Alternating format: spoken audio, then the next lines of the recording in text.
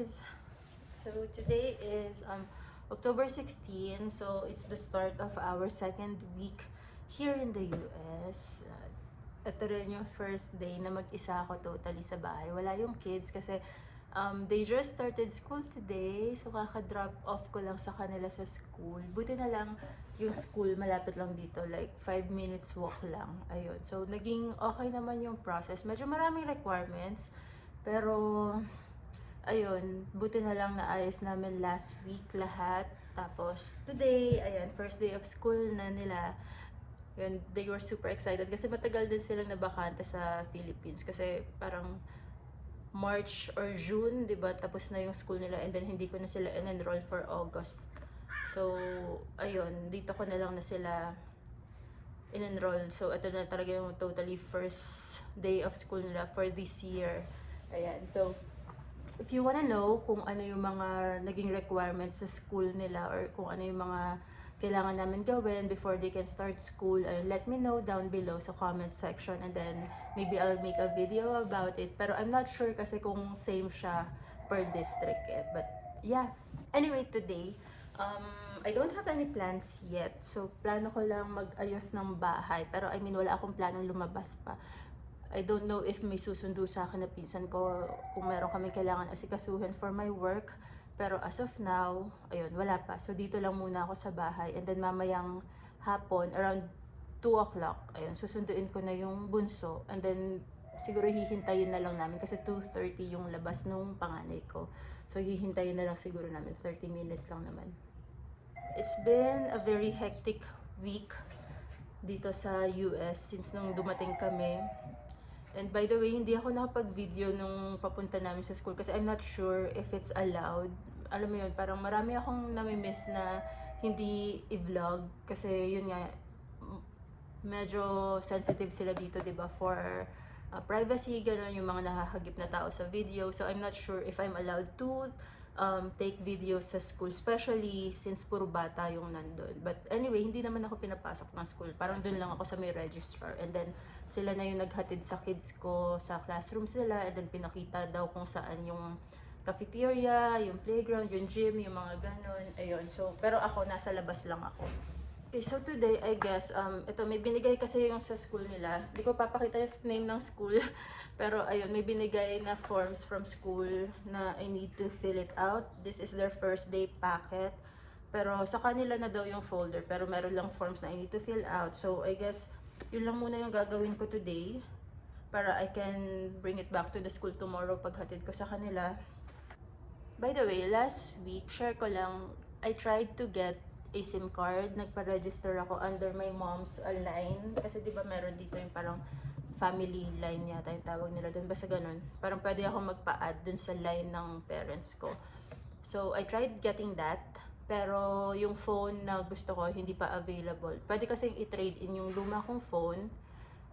Trade in ko doon and then bibigyan nila ako ng bagong phone. Mag-a-add lang ako ng installment monthly, ganun. So, we had a good deal, pero yung phone na order nila for me is mali. So, ayun, hinihintay ko na lang. I don't know if pupuntahan ko sila ulit doon to cancel the phone and request for a new one or hihintayin ko muna dumating. Kasi ang mangyayari daw is ipapadala na lang daw dito and then pag na-transfer ko na yung files ko, ipapadala ko yung old phone ko doon, ganun. So, I don't know if I have to wait for it or puntahan ko na lang para ipa-cancel na and mapalitan na nung phone na gusto ko talaga. But, yeah, hindi rin kasi alam ng mga pinsan ko eh. I'm not sure pa kung ano yung process. Pero kwento ko na lang ulit sa inyo pag naging okay na para if you guys are gonna get your SIM card, your numbers, and then gusto nyo rin mag-trade in ng old phones nyo, ayun, kwento ko na lang kung paano naging process. Pero, basically, madali lang siya. As in, para lang akong bumili ng candy. Sinabi ko lang na palit ko tong phone, ganun. Tapos pinapili na ako kung anong phone yung gusto ko. And then kung magkano yung monthly. Super easy. I wanted to taste this Oreo lemon flavored creme. Hindi ko pa ito natikman. Nakita ko lang dito binili ng mommy ko. So, let's try it. Medyo kakaiba yung lemon flavored Oreo for me. Kasi sa Philippines, it's usually yung normal na ano lang, diba? Tapos yung color pink yung sa black. pink. Yun, natikman natin. Pero the lemon flavored ones, it's new to me. So, let's try.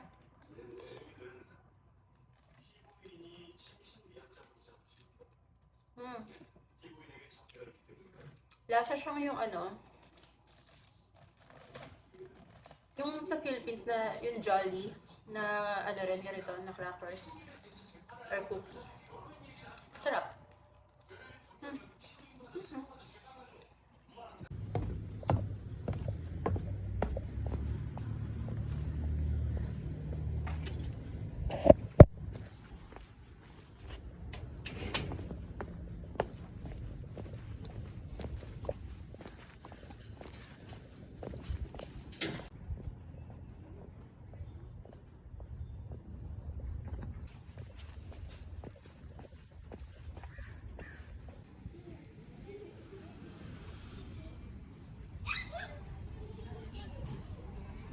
Cool, baby.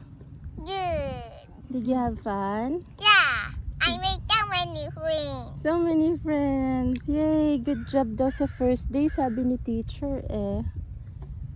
And then, we're going on a field trip on Thursday, ha? Yay! Kayla's first day is done. Yay!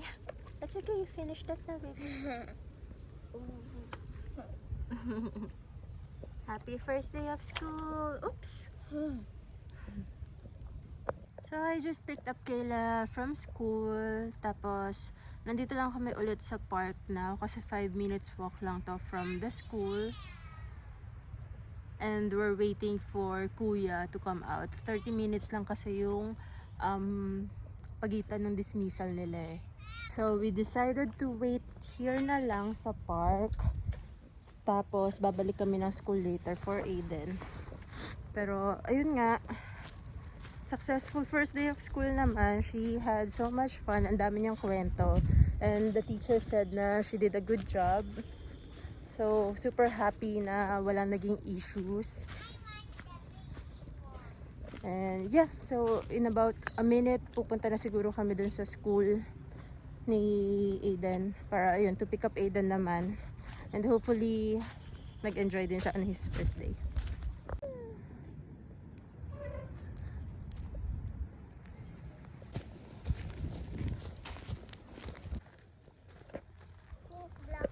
Init. Init yung araw pero malamig yung hangin. On our way back to the school to pick up Aiden.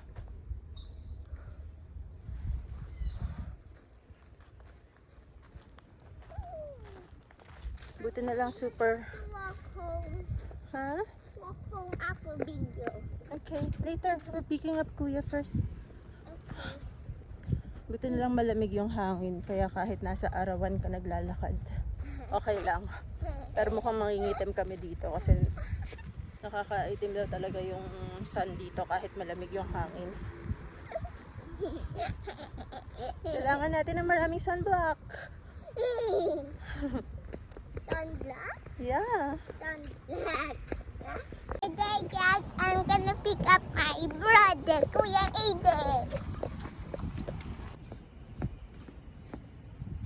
How's your school, Kuya? Huh? Good? Come here. Sa laptop ang school lang, ma'am. Did you make friends? Yep. Yeah? Marami pa na may tungtong ko maganda. Nakita ko si Kayla. Isa. But, bumalik na sa class niya. I just want to mention na by the time na nakabalik na kami ni Kayla sa school, nakalabas na rin yung 5th graders. And then si Aiden nag-start na siya mag-walk home by himself. So hinabol na lang namin siya dun sa may kanto. Kaya medyo hinihingal ako. But I guess for 5th graders, hina-allow na nilang umuwi mag-isa without sundo.